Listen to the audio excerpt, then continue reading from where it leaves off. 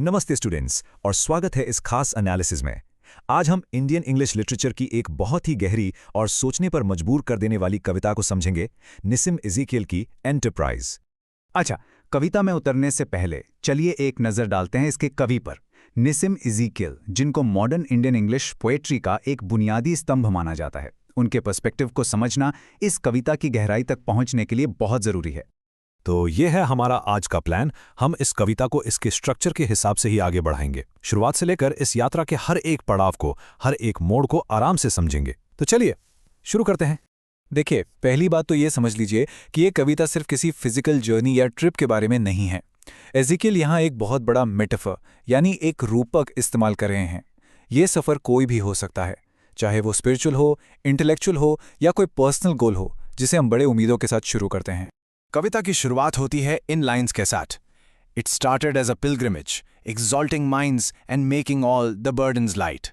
यहाँ पर एक गजब का जोश है, एक ऑप्टिमिज्म है। ऐसा लग रहा है जैसे शुरुआत में सब कुछ कितना आसान और इंस्पायरिंग था। लेकिन आखिरी लाइन पर ध्यान दीजिए, explored but did not test the call. ये लाइन आगे जो कुछ भी होने वाला है उसका एक बहुत बड़ा इशारा है। तो इन शुरुआती लाइंस का आखिर मतलब क्या है? उनके दिमाग एक्सॉल्टेड हैं, यानी बड़े बड़े विचारों से भरे हैं। उनके बोझ लाइट हैं, यानी उन्हें कोई परेशानी महसूस नहीं हो रही। लेकिन सबसे ज़रूरी बात, उनका जो कमिटमेंट है, उनकी जो लगन है, उसकी अभी तक असली परीक्षा हुई ही नहीं है। अभी तो सब आदर्शों और थ्योरियों पर चल रहा है। असली चुनौतियों का सामना तो अभी बाकी है। अब जैसे जैसे ये सफ़र आगे बढ़ता है, एक छोटा सा लेकिन बहुत इंपॉर्टेंट बदलाव आता है।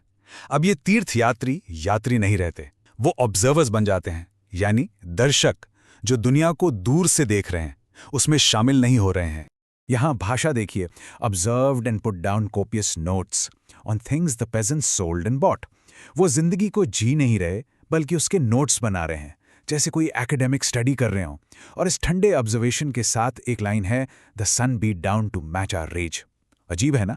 इसका मतलब उनके अंदर इस दिखावे के नीचे एक गुस्सा उबल रहा है। और यही दोस्तों उनकी सबसे बड़ी कमजोरी है, इंटेलेक्चुअल एरोगेंस, यानी बौद्धिक घमंड।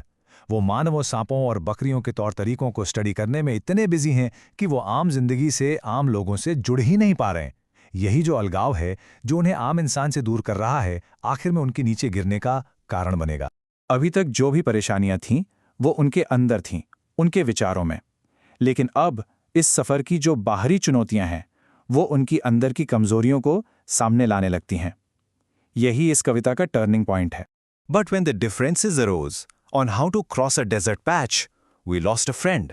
जरा इस बात सोचिए, उनका पहला असली इम्तिहान एक छोटी सी बहस कि रेगिस्तान कैसे पार करें, और उनका ग्रुप टूटना शुरू हो जाता है। उनकी जो एकता थी वो सिर्फ एक भ्रम थी, जो पहली टकरार में ही टूट गई। और इस पर गौर कीजिए कि वो होते किसे हैं? किसी सबसे मजबूत लीडर को नहीं, उस दोस्त को जिसकी स्टाइलिश प्रोज यानी लिखने का स्टाइल सबसे अच्छा था। ये उनकी गलत प्रायोरिटीज को साफ साफ दिखाता है। उनके लिए प्रैक्टिकल स्किल से ज्यादा जरूरी इंटेलेक्चुअल शो ऑफ था। और फिर आती है ये एक लाइन जो सब कुछ बदल देती है, a shadow falls on us and grows. बस इन्हीं चंद शब्दों में कविता का पूरा टोन आशा से निराशा की तरफ चला जाता है। तो आखिर ये शैडो या परछाई क्या है? ये शक की परछाई है, हार की परछाई है, उनके अपने झगड़ों की परछाई है जो अब उन पर हावी हो रही है। और एक बार ये परछाई गिरती है तो उनका डाउनफॉल, उनका पतन बहुत तेजी से होता है। उनकी वो ऊंची ऊंची बातों वाली तीर्थ यात्रा अब बस जिंदा रहने के लिए एक संघर्ष बन जाती है। अब काओस और बढ़ जाता है। उन पे 2 बार हमला होता है। वो रास्ता भटक जाते हैं, ग्रुप अंदर से टूट जाता है, कुछ लोग अलग हो जाते हैं। इन सबके बीच नरेटर कहता है, मैंने प्रार्थना करने की कोशिश की, लेकिन उनका लीडर झूठी उम्मीद देता है कि उसे समुद्र की महक आ रही थी। यहां सब कुछ बिखर रहा है, बाहर से हमले, अंदर से फूट और गलत लीडरशिप। अब वो एक ग्रुप नहीं रहे, बस कम उम्मीद वाली एक भटकती भीड़ बन गए हैं। वो बादलों की गरज का मतलब भी नज़रअंदाज कर रहे हैं, यानी आने वाले खतरे के साफ इशारों को भी अनदेखा कर रहे हैं। और हालत इतनी खराब हो जाती है कि वो साबुन जैसी आम ज़रूरतों से भी वंचित हो जाते हैं। उनकी इंसानियत उनसे छीनी जा रही है। कुछ पूरी तरह से टूट चुके हैं और कुछ सिर्फ झुके हैं। तो ये स्लाइड उनके डाउनफॉल को बिल्कुल साफ साफ दिखाती है। आप इसके स्टेजेस देख सकते हैं।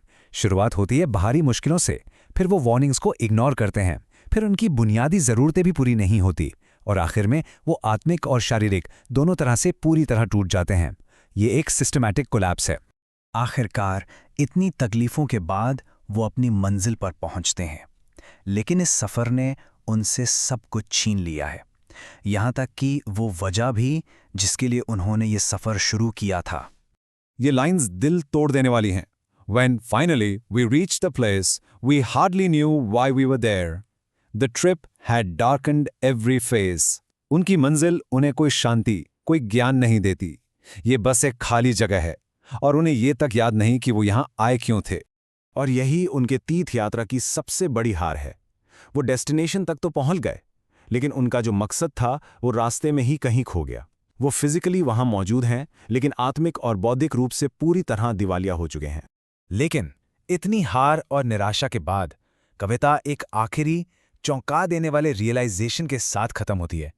एक ऐसी लाइन के साथ जो शायद पूरी इंडियन इंग्लिश पोएट्री की सबसे मशहूर लाइन्स में से एक है, और ये सब कुछ बदल देती है।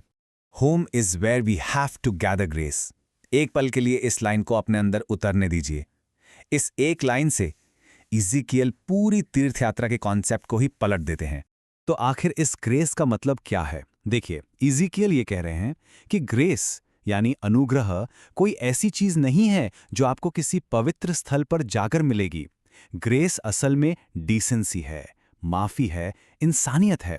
ये एक ऐसी क्वालिटी है जिसे आपको अपने अंदर, अपने लोगों के बीच, अपने घर में पैदा करना पड़ता है। ग्रेस को दूर दराज ढूंढा नहीं जाता, उसे रोजमर्रा की जिंदगी में बनाया जाता है, कमाया जाता है।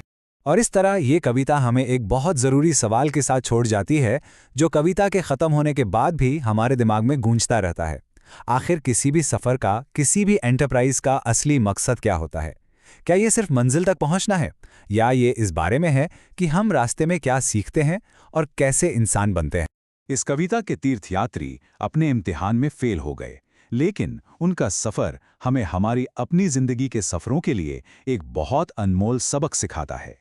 इस एनालिसिस से जुड़ने के लिए आपका शुक्रिया। अगर इस एक्सप्लेनर ने आपकी मदद की तो ऐसे ही और कंटेंट के लिए सब्सक्राइब ज़रूर करें। Thank you.